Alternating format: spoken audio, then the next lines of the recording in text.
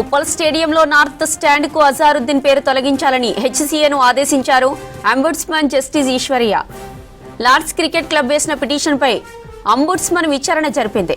HCA president గా అజారుద్దీన్ తన పేరు తనే పెట్టుకోవాలన్న నిర్ణయం చెల్లదని తేల్చి చెప్పింది అంబుడ్స్మన్. ఈ నిర్ణయంతో విరుద్ధ ప్రయోజనాలున్నాయని అంబుడ్స్మన్ తీర్పిచ్చింది. వెంటనే నార్త్ స్టాండ్ కు అజారుద్దీన్ పేరు తొలగించాలని హెచ్సీఏను ఆదేశించింది.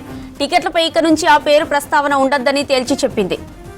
ఇక ఇదే విషయానికి సంబంధించిన మరింత సమాచారం అనిల్ మనకి లైవ్ లో అందిస్తారు. అనిల్, ఉప్పల్ స్టేడియంలో నార్త్ స్టాండ్ కు అజారుద్దీన్ పేరు తొలగించడంపై అప్డేట్స్ ఏంటి?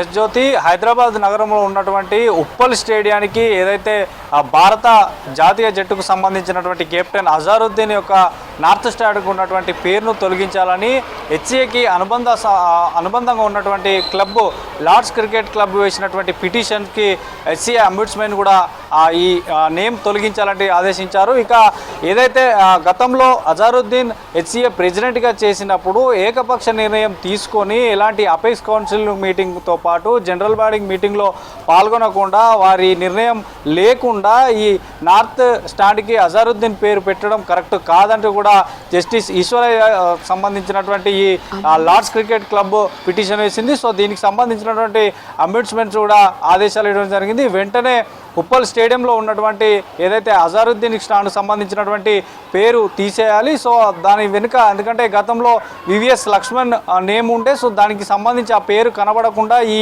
మహమ్మద్ అజారుద్దీన్ పెద్ద పెద్ద అక్షరాలతో తన నేమ్ను ఆ స్టాండ్కి పెట్టడం ఎవరి నిర్ణయం తీసుకున్నాడంటూ కూడా ఇందులో పేర్కొనడం జరిగింది. ఈ అజారుద్దీన్ మహమ్మద్ అజారుద్దీన్ పేరు పెట్టేటప్పుడు కూడా అటు వివిఎస్ లక్ష్మణ్ కూడా ఈ కార్యక్రమానికి హాజరైనట్టు కూడా అందులో పేర్కొనడం జరిగింది. ఇక గతంలో చాలా వరకు చేసినటువంటి ప్రెసిడెంట్ల క్రమంలో కూడా ప్రెసిడెంట్లు ఉన్నప్పుడు కూడా ఇలాంటి కొన్ని ఇష్యూస్ ఉంటాయి. అంటే బిజినెస్కి సంబంధించి కానీ వేరే ఇతరత్ర సంబంధించినటువంటి ఏ విషయాలు ఉన్నా కూడా ఇది పూర్తిగా కూడా హైకోర్టు వరకు వెళ్ళినటువంటి పరిస్థితి. హైకోర్టులో కూడా కొంతమంది ఈ పిటిషన్లు కూడా చేశారు. ఎందుకంటే ఉప్పల్ స్టేడియం చాలా ఎక్కువగా స్ట్రెంత్ వస్తున్నారు. దాదాపు 39,000 మంది కెపాసిటీ ఉన్నటువంటి స్టేడియం కాబట్టి సో అక్కడ పేరు ప్రతిష్టలకు సంబంధించి కానీ గుడ్ విల్కి సంబంధించినటువంటి కానీ విషయాలు ఇందులో ఉంటాయి కాబట్టి సో ఓన్లీ క్రికెట్కి సంబంధించినటువంటి విషయాలే ఉండాలి కానీ వేరే రకమైనటువంటి ఏది కూడా ఇందులో పేర్లు ఉండకూడదంటూ కూడా అప్పట్లో ఒక ప్రెసిడెంట్కి సంబంధించి కూడా చేస్తే అప్పుడు కోర్టులో కూడా కేసులు వేయడం జరిగింది. సో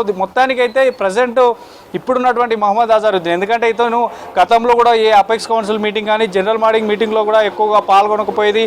ఈ అజారుద్దీన్ పేరు చెప్తేనే అప్పుడు హెచ్సీఏలో కొంత గందరగోళం ఉన్నటువంటి పరిస్థితి. ఇక ఇప్పుడు ఐపీఎల్ నడుస్తుంది. ఐపీఎల్లో సన్ రైజర్స్ హైదరాబాద్ అంటే ఇంకా ఎక్కువగా ఫ్యాన్స్ చూసేటువంటి అవకాశం ఉంటుంది. సో ఈ క్రమంలో ఇప్పటికే ఎస్ఆర్హెచ్ ఎస్సీఏ మధ్య కొన్ని గొడవలు జరుగుతున్నా అందులో ఈరోజు ఈ లార్డ్స్ క్రికెట్కి సంబంధించినటువంటి పిటిషన్ ఏదైతే ఉందో సో ఖచ్చితంగా అంబుడ్స్మన్ ఈ అజారుద్దీన్ పేరు తొలగించి దాని తర్వాత అంటే అంతకుముందు అజారుద్దీన్ కంటే ముందు ఎవరి పేరు అయితే ఉందో సో ఆ పేరుని కంటిన్యూ చేయాలి. ఇంకా దీనికి సంబంధించి ఎందుకంటే మహమ్మద్ అజారుద్దీన్ ఇప్పటికే అటు ఈడీ కూడా సమన్లు జారీ చేసింది. తనపైన కూడా ఇప్పటివరకు చాలా అవినీతి ఆరోపణలు ఎదుర్కొన్నాడు.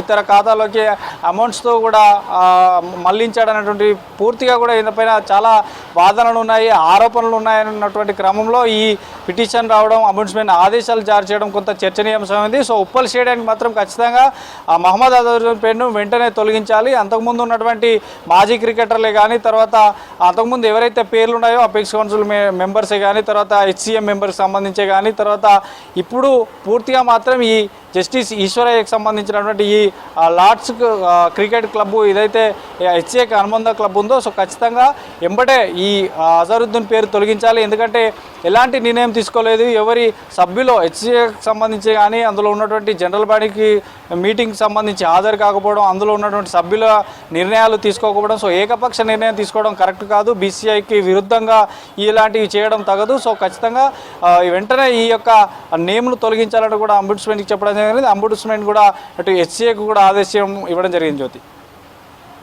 Thank you.